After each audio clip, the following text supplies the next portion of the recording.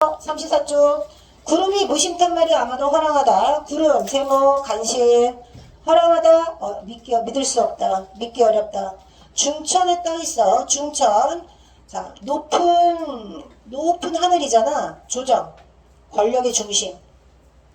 자, 구름은 신돈을 말하는 겁니다. 이존을 하는 사람이 신돈의 횡포를 비판하는 시조를 쓴 거야. 근데 직접적인 표현을 쓴 게 아니라 자연물을 가지고 우의적으로 간접적으로 표현을 한 거예요. 돌려서. 자, 중천에 높이 떠 있어 임의로 다니면서 임의로 마음껏 휘젓고 다닌다. 한 단어로 뭐야? 횡포. 횡포. 신돈이 공민왕의 총애를 등에 업고, 자, 고려에게 고구려인가? 국민왕 고구려 맞죠? 고려예요. 고려죠, 고려. 아침부터 고구려 막 짬뽕 내가지고. 고려의 개혁을 주도했던 공민왕과 함께 신돈이 정권을 장악하게 되는데, 공민왕이 나중에 이제 막 정치적 신의에 빠져가지고 정치적 의지가 없어지고 노공주 죽고 난 다음에 막 국정을 막 농락했던 게 신돈인 거잖아요. 그래서 야사에는 신돈이 노공주와 그렇고 그런 사이였다 뭐 이런 얘기가 있을 정도로, 그러니까 신돈의 횡포와 신돈의 기세가 엄청났던 거야. 그런 신돈의 횡포를 하늘에서 여기저기 휘젓고 다니면서 광명한 날피 동그라미 치세요. 책정해야지. 빨리빨리 해야죠. 광명한 달빛 임금의 총명. 임금의 총명. 아까 백지 본 거 이따가 알려줘야 돼. 두 번째 본 거까지. 광명한 총명, 임금의 총명을 따라다니며 가린다. 그래서 구름은 간신. 구름이 간신의 의미로 쓰일 때도 있어. 자, 간신의 의미로 쓰일 때는 하늘에 있는 해, 달, 별을 가릴 때입니다. 근데 구름이 긍정적인 의미로 쓰일 때도 있습니다. 예를 들면 이런 거야. 가뭄이 들었어. 비를 기다리겠죠. 가뭄이 들어서 풀들이 시들시들 말라있는 것은 고통받고 있는 백성의 모습이에요.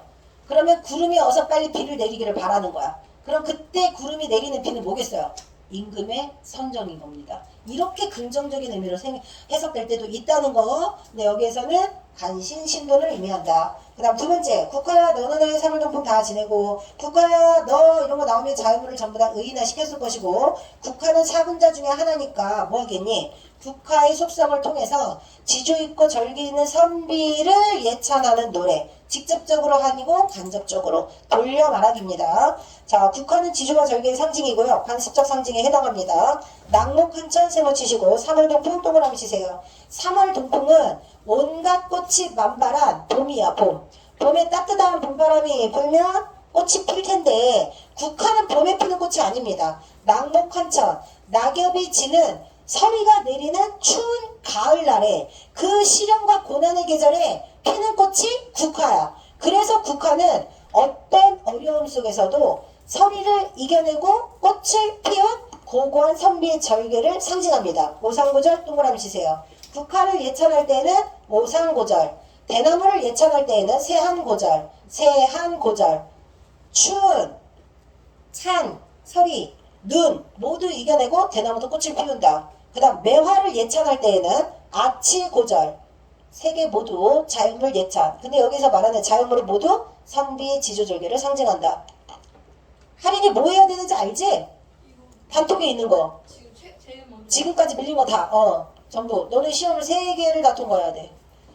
자, 그리고 마지막 세 번째 이거 했던 거죠. 자, 이 몸이 죽어가서 이 몸이 누구예요? 성산문입니다. 성산문은 죽어서 뭐가 되겠어요? 뭐가 되겠다고 했어요? 국내산 제일봉의 낙락장성 되겠다고 했습니다. 낙락장성 동그라미. 화자의 지조와 절개를 지키는 삶을 소나무에 빗대어서 표현했습니다. 이것도 관습적 상징이에요. 백설 세모 치시고 취향의 물입니다.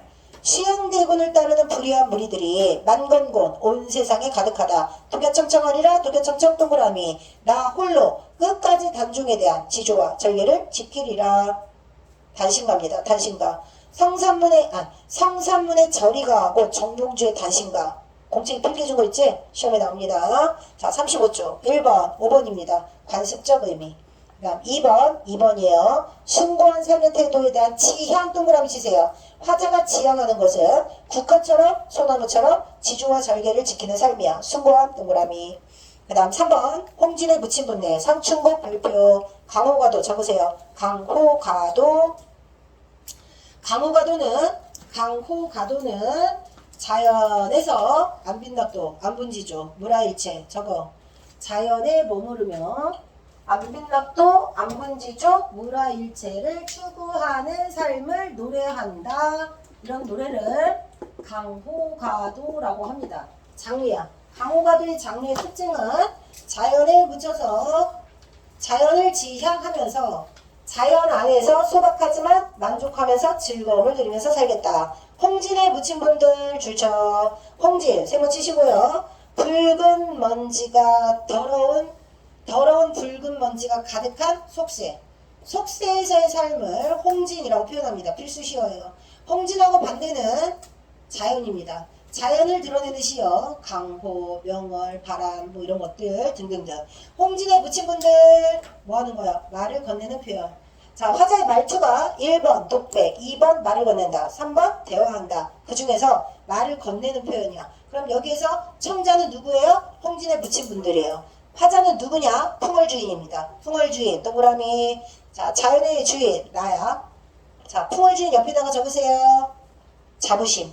화자는 자신의 현재 삶에 자부심을 느끼고 있습니다. 자, 정리하면 이런 거야. 속세 사람들아, 이내생에 어떠하고 지금 내가 어떻게 살고 있는지 보시렵니까? 옛사람 풍류를 미칠까 못 미칠까? 옛사람 풍류 동그라미. 자, 옛날 사람들 중에서 풍류를 아주 많이 즐기고 살았던 사람들이 있습니다. 그 사람들의 풍류에 내 삶이 견줄만 할까요? 못할까요? 질문하는 걸까요? 충분히 그들의 삶에 견줄 만큼 나는 지금 만족하는 삶을 살고 있다. 천지간 남자몸이 나만하니 학원 많건 많은 나 같은 남자 천지간에 엄청 많아. 살림에 묻혀있어. 살림, 자연. 홍진과 반대되는 표현. 살림에 묻혀있다. 화자 지금 어디 있어? 살림에 있어. 자연에 머물고 있어. 지극한 즐거움. 지극한 즐거움. 살림에 묻혀있는 이 지극한 즐거움을 왜 사람들은 마다하는가? 나는 자연인이야. 나는 자연인이다를 고전문학 시어로 표현을 하면 풍월주인이 되는 거야. 자연에 묻혀서 그리고 그 즐거운 풍류를 즐기고 있는 나. 어디에 있다? 송죽 우를리에. 송죽 우를리는 소나무 대나무 숲 울창한 곳에 내가 머물고 있는 거예요. 수감목 동그라미 치세요. 작은 초가집에 앞에 벽계수가 흐르고 있습니다. 벽계수 시냇물. 시냇물 졸졸졸졸 흐르고 있고 뒤에 소나무 대나무 숲 울창한 곳 어디겠어? 배산임수 아니겠니? 아름다운 풍경에 시냇물도 있고 작은 초가집이지만 너무너무 만족하고 있다. 그럼 나는 엊그제 겨울이 지나 새봄이 돌아왔어. 시간의 경과. 도화 행화 동그라미 치시고 녹양방청 동그라미 치시고 새우 동그라미 치세요. 1번 2번 3번 모두 계절감 봄. 봄의 계절감을 나타내는 소재입니다. 아, 봄이 되었어. 꽃이 핍니다. 어떤 꽃? 진달래, 복숭아꽃, 살구꽃 핍니다. 그리고 석양무렵에 피어있는 그 꽃이 너무 아름다운 거야. 녹양방초. 새우가 가랑비라고 있습니다. 봄에 내리는 비는 가랑비. 새우가 내리고 난 다음에 녹양방초가 너무 푸릇푸릇하게 싱그럽게 느껴지는 거다. 봄에 대한 완상. 봄의 완상이 뭐냐면 봄이 되었어. 너무 아름다운 자연 풍경 예찬하는 겁니다. 그리고 뒷부분에 안빈락도 안분지족 추구하는 삶을 살겠다. 이렇게 끝나는 가사입니다. 상춘곡은 최초의 가사예요. 시조 다음으로 가사가 나오게 된 최초의 작품이야. 그래서 행 구분 있어요 없어요? 있죠. 여기 봐봐 행 있잖아. 규원과는 행 구분이 없었어. 상춘곡은 행이 있습니다. 행을 나눠놨어요. 근데 연속체야. 그러니까 운문 문학에서 산문 문학처럼 길게 길이를 늘려 쓴 게 가사라고 했잖아요. 최초의 가사. 짧아. 그래서 다른 가사 작품들 중에서 일부가 나오기는 했지만 상춘곡 전문을 할 때가 올 겁니다. 그럼 상춘곡 빈칸 채우기까지가 고1 예비 진도예요. 무슨 말인지 알겠죠? 시조 외우면서 가사 빈칸 채우기도 가능하게 만드는 거야. 자, 1번 보세요. 다와 보기 모두 계절감 동그라미. 다에서는 백설, 겨울. 보기에서는 봄. 그 다음에 보기에서는 다와 달리 줄쳐. 화자가 자신을 타인과 타인 누구? 홍진에 묻힌 분들과 비교하고 있습니다. 그 다음 다에서는 보기와 달리 혼잣말. 아까 얘기했다. 화자의 우조. 혼잣말 독백. 말을 건네는 표현 홍진에 묻힌 분들. 근데 만약에 홍진에 묻힌 분들이 대답을 했으면 대화가 되는 거야. 세 가지 버전 중에 혼잣말, 말을 건네는 방식. 그래서 달리가 쓰인 겁니다. 다에서는 실현에 굴하지 않는 비장함 동그라미. 내가 목숨을 바쳐 충성을 다하겠다. 비장함. 보기에서는 자연의 경치를 즐기는 흠치. 이런 거는 우함이라고 해요. 우함이. 적어 빨리. 비장함, 숭고함.